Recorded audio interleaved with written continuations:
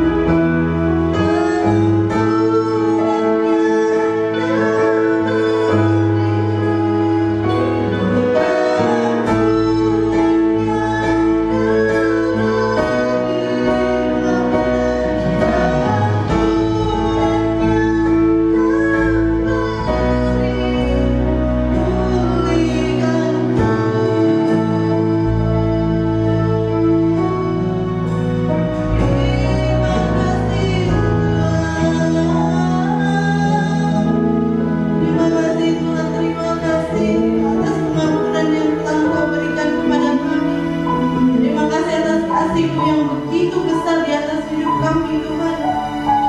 Terima kasih Tuhan. Dan sebentar kami ingin dengar kebenaran firman, kami percaya Tuhan. Saat kami dengar kebenaran firman, Tuhan menyampaikan sesuatu yang penting di atas hidup kami lewat hamba. Urapi hamba-Mu Tuhan tidak bibirnya. Biar apapun yang disampaikan oleh hamba itu berasal daripada Tuhan. Dan berikan kami telinga seorang murid Tuhan, untuk kami boleh mendengar dengan taat dan tertib Tuhan. Dan berikan kami hati yang lembut untuk biarlah firman Tuhan yang tertabur itu boleh turun dan tertanam di atas hati kami yang lembut Tuhan. Terima kasih Bapa, terima kasih atas kasih-Mu, terima kasih atas berkat-Mu. Urapi hamba-Mu, urapi jemaat, dan biarlah firman-Mu Tuhan yang menjadi kemenangan di atas kemenangan Tuhan di dalam Tuhan, di atas setiap hamba-Mu Bapa. Di dalam nama Tuhan Yesus Kristus kalian. Amin. Shalom. Selamat pagi kepada seluruh Bapak, Ibu, dan Saudara di GBI Jemaat Basilea Jembatan 5. Pagi hari ini saya akan menyampaikan firman dengan tema banyak yang dipanggil, sedikit yang dipilih. Mengacu dari Matius pasal 22 ayat yang ke-14. Saya akan membacakannya. Matius 22 ayat 14. Sebab banyak yang dipanggil, tetapi sedikit yang dipilih. Ini diungkapkan oleh Yesus pada saat Dia memberikan perumpamaan tentang seorang raja yang mengadakan perkawinan anaknya. Kemudian Dia telah menetapkan para undangan untuk hadir di dalam pesta tersebut. Tetapi di dalam kisah ini kita dapati bahwa setiap undangan banyak di antara mereka yang menolak. Bahkan ketika hamba-hamba dari raja itu datang kembali untuk membujuk mereka agar ada di dalam pesta, mereka menganiaya, membunuh para hamba-hamba itu. Lalu raja murka dan akhirnya undangan dialihkan kepada orang-orang yang ada di persimpangan. Saudaraku, ini berbicara tentang bangsa Israel yang adalah umat pilihan Allah. Dia adalah umat yang benar-benar yaitu dicinta oleh Tuhan, menjadi umat yang menjadi yaitu kesayangan Tuhan, dipilih. Namun sayangnya ketika anak raja yaitu Yesus itu datang, mereka menolaknya. Pada akhirnya undangan itu dialihkan kepada orang-orang yang ada di persimpangan. Kita tidak bisa menguraikan lebih jauh akan hal ini, tetapi ini adalah bicara tentang orang-orang yang tidak ada di dalam jalan lurus, tidak ada di dalam jalan Tuhan. Seperti yang Yesaya katakan dan beberapa ayat di sana menuliskan bahwa Yesus Mesias itu ditemukan yaitu oleh orang-orang yang sebenarnya bukan umat pilihan. Bapak, Ibu, dan Saudara yang kekasih, dan Yesus berkata bahwa banyak yang dipanggil, sedikit yang dipilih. Karena orang-orang yang di persimpangan itu ketika mereka masuk di dalam yaitu pesta, lalu raja ini kembali yaitu menseleksi mereka yang hadir. Ternyata banyak di antara mereka yang harus dikeluarkan, diusir dari yaitu dalam pesta itu karena mereka tidak mengenakan pakaian pesta. Bicara tentang pakaian pesta, itu adalah sandangan orang percaya. Orang-orang yaitu yang hidup di dalam kebenaran, yang selalu ada di dalam ketaatan kepada firman Allah. Di dalam kitab Wahyu tercatat bahwa orang-orang benar, orang-orang yang terpilih itu mengenakan pakaian putih yang berkilauan dan dari lenan halus. Bapak, Ibu, dan Saudaraku, kita akan melihat contoh yang lain, yaitu tentang banyak yang dipanggil, sedikit yang terpilih. Diawali dari keluarga Adam dan Hawa. Kita lihat Adam dan Hawa, dia telah yaitu melanggar ketaatan, melanggar yaitu perintah Tuhan. Kemudian anaknya yang besar Habil, dia juga memiliki satu pribadi yang tidak baik, bahkan sampai dia membunuh adiknya sendiri. Berarti dari 4 orang ini yang berkenan di hadapan Tuhan itu adalah Habel. Hanya seorang dari satu keluarga ini, hanya 25%. Tapi syukur Adam Hawa dipulihkan oleh Tuhan. Tetapi saudaraku, bagaimanapun diawali dari sini kita melihat dari sebuah keluarga, hanya seorang yang benar-benar takluk kepada yaitu titah-titah Tuhan dan menyenangkan hati Allah. Hanya saudaraku soal buah, makanan, hal yang sepele ya. Saudara bicara tentang buah itu berapalah harganya, tetapi nilai yang dilihat oleh Tuhan itu adalah mereka tidak taat. Ada kesombongan di dalamnya karena mereka ingin sama seperti Allah. Jadi saudaraku, mereka hampir tidak terpilih karena kesombongan, karena tidak dapat menahan nafsu makan. Itu tentu menjadi pelajaran bagi kita. Ya, kedua hal ini saudaraku tentu itu akan menjadi ingat-ingatan untuk kita menjadi orang yang rendah hati, yaitu dapat menahan nafsu dengan adanya makan minum. Banyak orang Kristen yang tidak berpuasa, melanggar yaitu titah Tuhan dengan makan darah dan makan penyembahan makanan yang sudah dipersembahkan kepada berhala. Selanjutnya kita juga melihat pada zaman Nuh, berapa banyak orang pada saat itu. Tapi saudaraku, pasti kita tahu yang diselamatkan hanya 8 orang. Sangat sedikit. Sudah turun, saudaraku ya, tidak ada lagi 25%. Apa yang membuat pada zaman Nuh banyak orang yang tidak terpilih? Seperti hari-hari ini terjadi saudara ya. Orang yaitu melakukan free sex di mana-mana, saudara, bahkan melegalkan yang namanya LGBT. 2-3 tahun yang lalu ada satu festival, saudara, para gay. Ya, ribuan saudaraku, saya lihat itu video itu sangat-sangat menjijikkan. Kemudian kita lihat rumah tangga yang sudah tidak lagi dijaga kekudusannya. Orang-orang Kristen mencari pasangan-pasangan yang sudah tidak seimbang. Bukankah hari itu yang mendukakan hati Tuhan, membuat Tuhan menyesal menciptakan manusia adalah dosa itu saudaraku ya. Dan itu yang kita, kalau kita membacanya, maka kita akan dapati hanya 8 orang yang terpilih. Yang lainnya saudaraku, mereka hanya dipanggil untuk mendengar suara Nuh bersaksi tentang Allah berfirman untuk menyiapkan mereka bahwa ada penghukuman, tapi ternyata mereka hanya mendengar ya saudaraku, tetapi mereka tidak terpilih. Kemudian saudara, kita akan juga melihat tentang Gideon saat dia berperang dengan orang Median dengan membawa rakyat 32.000 orang. Dan Tuhan berkata, Gideon, 32.000 orang itu terlalu banyak. Katakan kepada mereka, siapa yang takut, siapa yang gentar, boleh pulang. Ketika saudaraku itu disampaikan kepada orang Israel, apa yang terjadi saudara? Dari 32.000 orang tinggal yaitu 10.000. 22 orang saudaraku, mereka yaitu tidak lagi ikut berperang. Saudaraku yang kekasih, ini menjadi satu yaitu pelajaran untuk kita. Hari-hari ini mungkin bukan orang Median yang kita hadapi, tapi ancaman yang sama. Saudara, ada kematian melalui yaitu virus corona, saudaraku ya. Ada ancaman bagaimana perusahaan-perusahaan, pengusaha, bahkan orang-orang di PHK kehilangan pekerjaan dan mata pencaharian.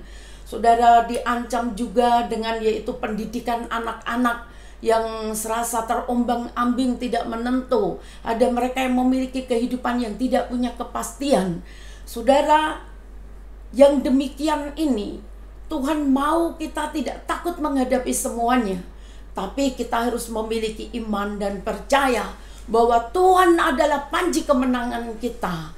Kita dipanggil ketika kita percaya, ketika terima Yesus, Dia sudah memberikan kuasa kita sebagai anak-anak Allah. Bahkan kebangkitannya memberikan kuasa kemenangan untuk kita.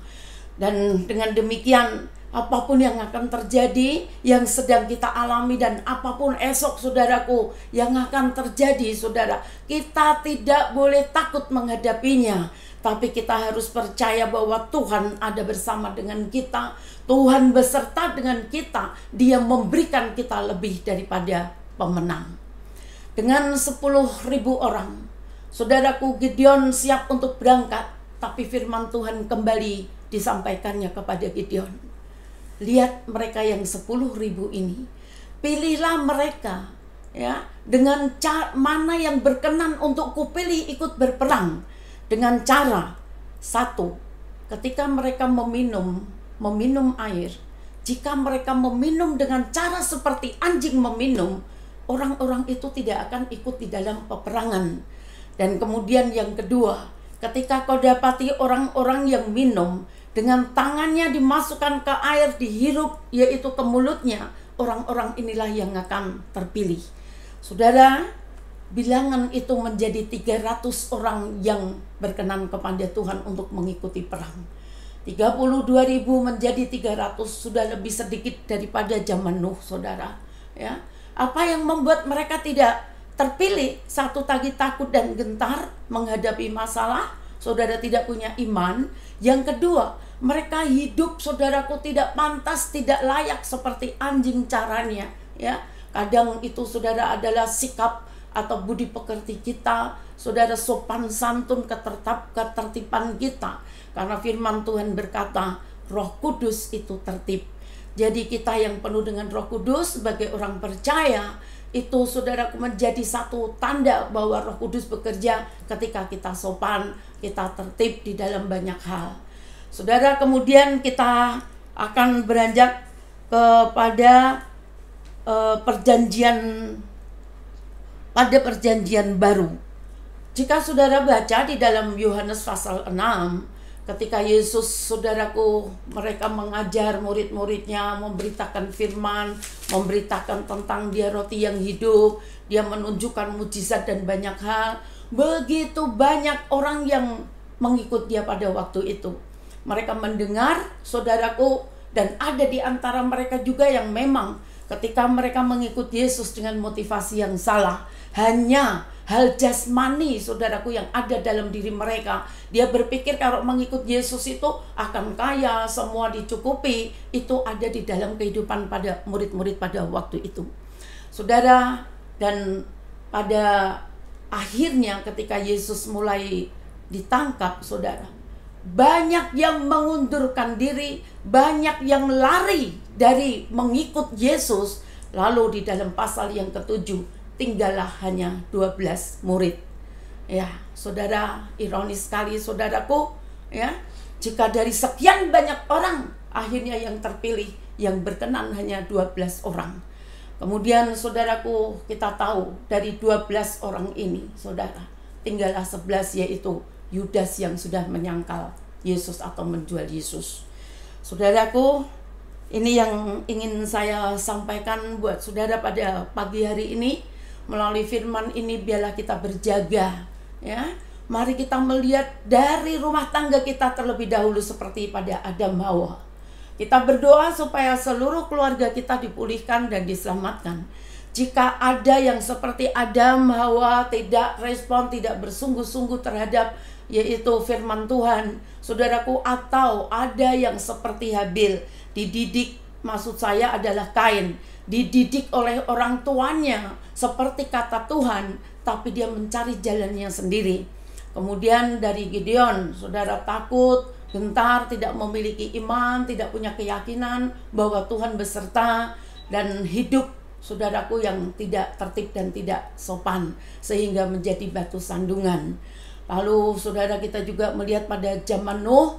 Mari kita berjaga, berdoa, doakan anak-anak kita, doakan gereja-gereja anak, saudaraku, supaya mereka yaitu tidak terseret dengan kehidupan-kehidupan yang seperti pada zaman Nuh. Saudaraku, lalu kemudian di dalam Yohanes 6, saudara, yang Tuhan inginkan adalah ketika kita mendengar, kita taat apapun yang kita hadapi penderitaan di depan, seakan-akan tidak ada harapan pun, Tuhan ingin supaya kita tetap tinggal di dalam Dia. Karena di dalam 1 Tesalonika pasal 4, di sana dituliskan, saudara, bahwa Tuhan tidak yaitu menentukan kita untuk dimurkai, tapi Dia menentukan kita untuk tetap ada di dalam keselamatan dalam Yesus Kristus.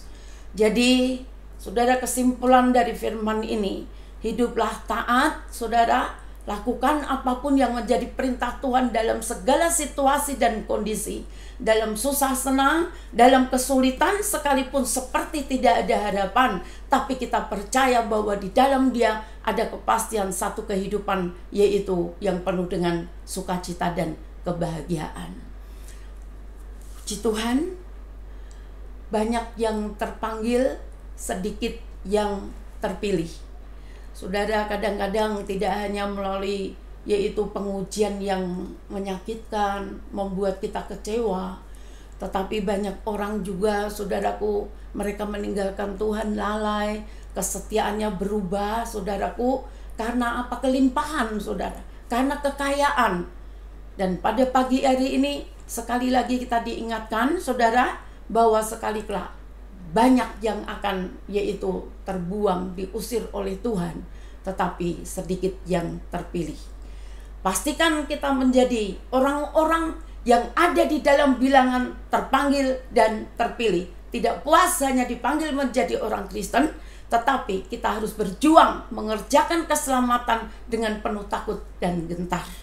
Di dalam bahasa asli takut dan gentar, mengerjakan keselamatan dengan takut dan gentar itu kita bertambah-tambah di dalam Tuhan. Jadi artinya pengiringan kita, pelayanan kita, saudara, kita tidak puas dengan apa yang ada sekarang, tapi kita harus terus menerobos hal-hal yaitu, saudara, yang disediakan oleh Tuhan untuk kita capai dan kita menikmatinya. Selamat berjuang, saudaraku, agar kita menjadi orang pilihan. Di dalam Matius 7 ayat 21-23 tidak akan terjadi bagi kita, saudaraku. Di dalam yaitu Kristus ada kemenangan, ada kekuatan, dan ada berkat keselamatan. Amin. Terima kasih Tuhan, terima kasih atas kebenaran firman Tuhan yang Tuhan kita tahu. Terima kasih.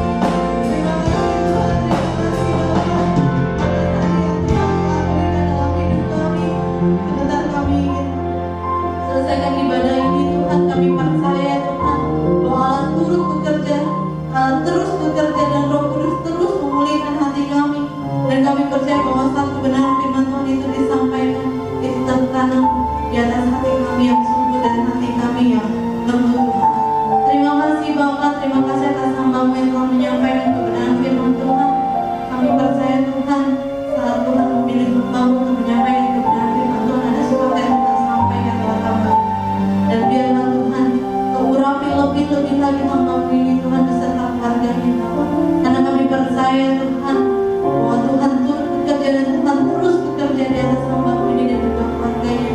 Tuhan urapi dan Tuhan memberkati lebih berlebih dan berlimpah-limpah Tuhan, bahwa kasih-Mu tidak akan pernah habis dalam hambamu ini Bapa. Terima kasih Bapa, dan kami berdoa untuk gembala kami Tuhan, Pastor Senior Tenturin beserta keluarga. Kami percaya Tuhan bahwa Tuhan turut bekerja dan segala sesuatu lewat gembala kami Tuhan.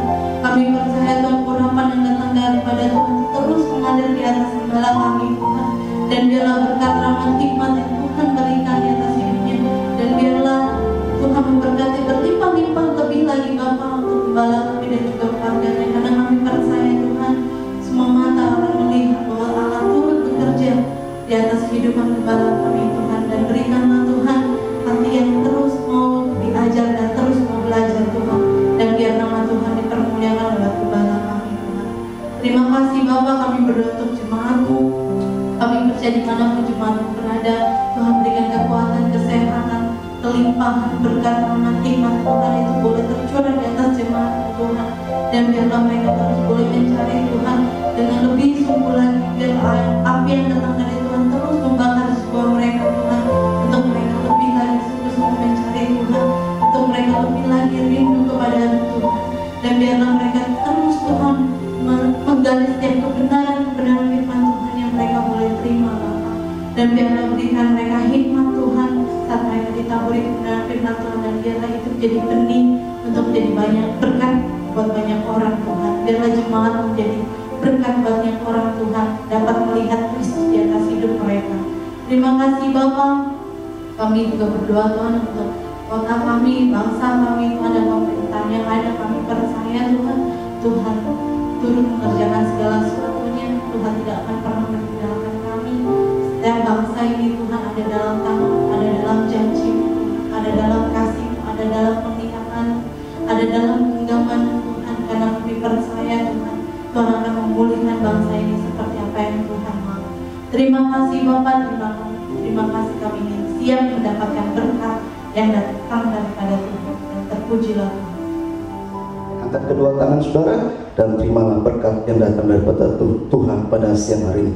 Segala berkat dan rahmat yang datang dari Allah Bapa di sorga, kasih karunia daripada Tuhan Yesus Kristus, persekutuan pimpinan Allah Roh Kudus menyertai saudara dan saya mulai dari hari ini sampai dengan Maranatha, Tuhan datang kali yang kedua. Umat yang diberkati Tuhan, sama-sama kita katakan amin. Amin. Shalom.